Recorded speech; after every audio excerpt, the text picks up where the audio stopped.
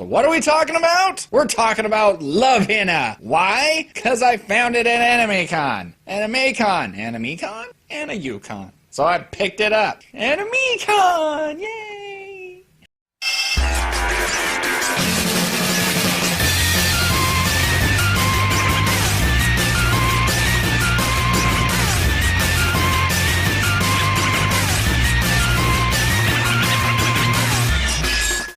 Love Hina is basically your stereotypical harem anime. You know, it's comedy, he's got a harem, it's funny, I guess. It's alright.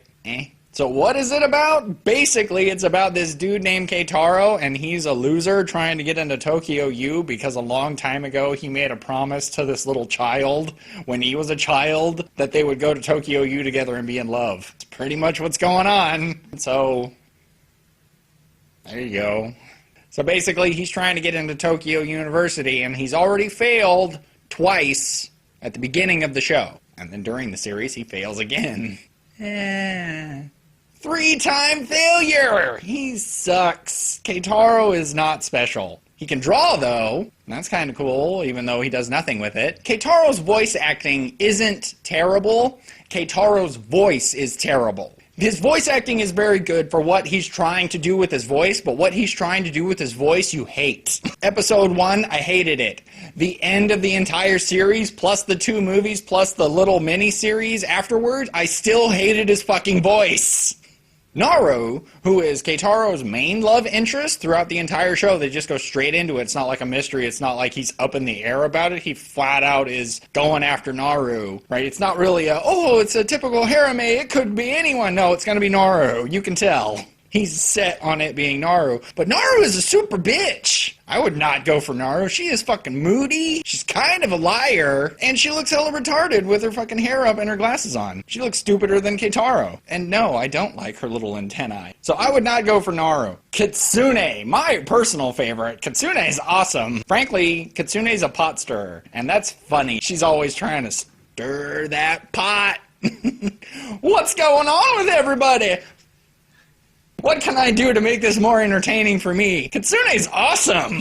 Kitsune is the only one who's jumping on the fact that he's a loser and a virgin. She's all, I'll let you touch my breast once a month for every month of free rent. Kitsune's fucking on top of it! So Kitsune gets him to touch her breast for 1 month of free rent, and as soon as all the other girls burst in, Kitsune's like, he touched me inappropriately! And Kitsune's weird southern accent, which I understand why she has it, it's because Kitsune is supposed to come from that region of Japan that is their version of the South. Remember the Deep South? It's the Deep East. Remember the Deep East? From the Deep East. The Japanese version of the Deep South. That's why she sounds like that. That's fine. I get it. Shinobu, who is way too young to be in this situation, but you like Shinobu. Shinobu's funny. Shinobu's a good cook. And Shinobu freaking out is really entertaining. She's all waving her arms. Ah! Right? It's funny. You like Shinobu.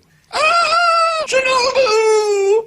Sue, who is a foreigner, she's not really from India, even though they make her sound like she's from India. She's from not India.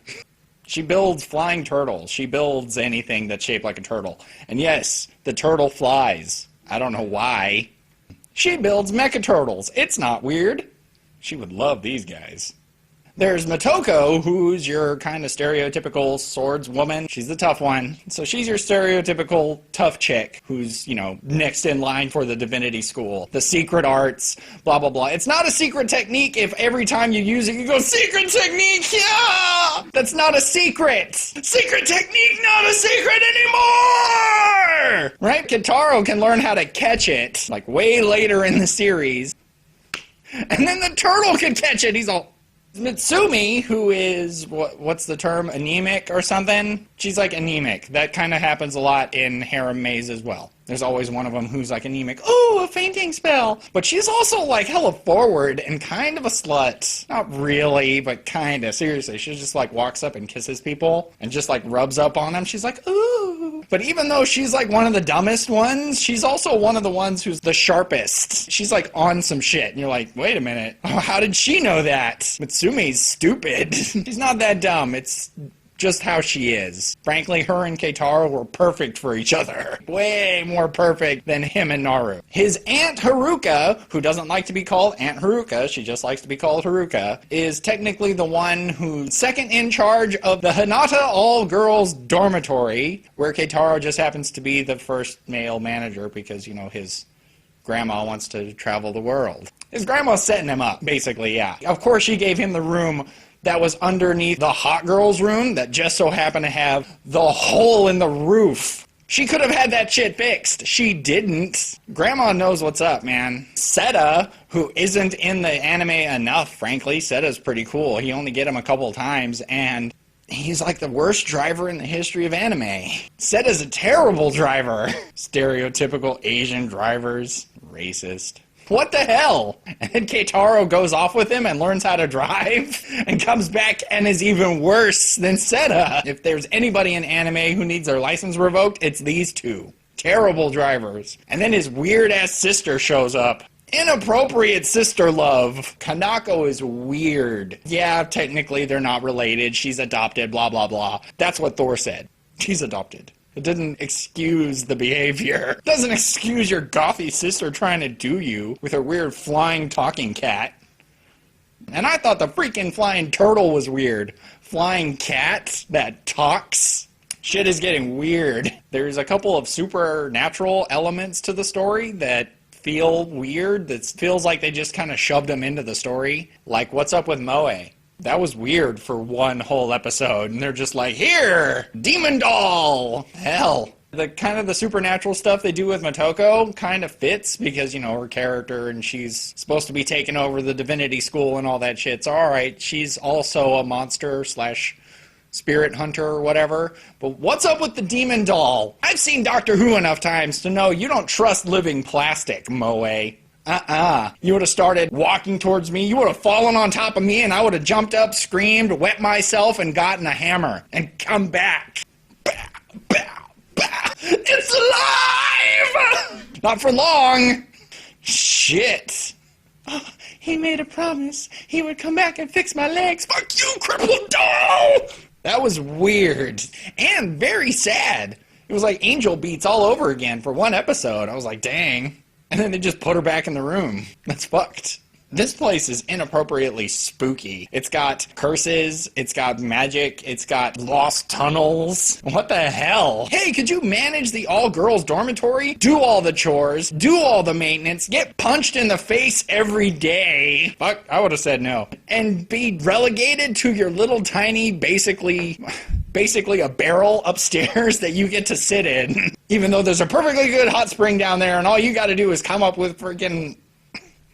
All he had to do was come up with a schedule, all right? He is, like, incapable of running this place. Yet here he is, running the place. It was all right. I sat through it. A couple of things I was like, what's happening? That's right. I don't know if this is a real Japanese custom or tradition or folklore, but no, seriously, somebody in this anime is just making up rules. What do you mean if I keep something for 99 years, it'll come to life? Fuck that shit.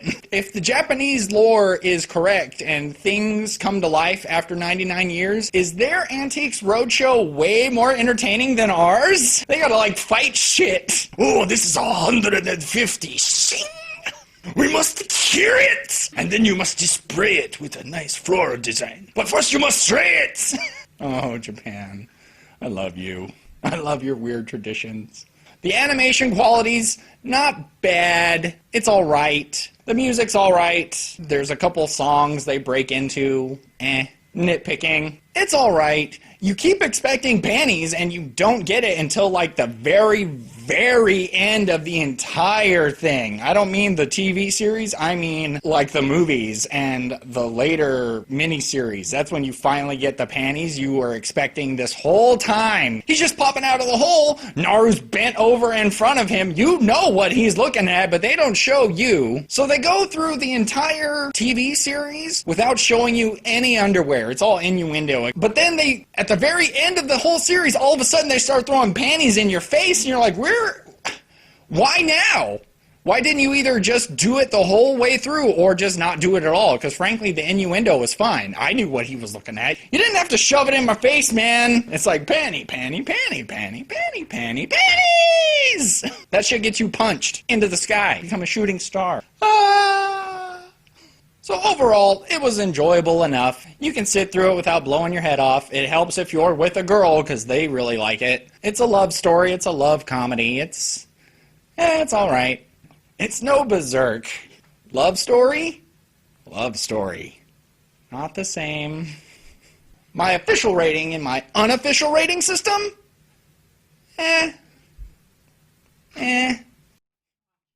Watchable. It helps if you're a chick. If you're a chick, you're going to enjoy the crap out of this. If you're not a chick, you probably will sit through it if there's a chick in the room. For a guy, it's outside of the 3 feelings we're allowed to have. I only have happy, angry, and hungry. That's it. I don't know what this romantic shit is. This is AniView by Dave. I, of course, am Dave. If you have any questions, comments, confusions, suggestions, put them below and I will get back to you. Don't forget to like and subscribe. Follow me on Facebook and catch me on Twitter at AniView by Dave. See you next time.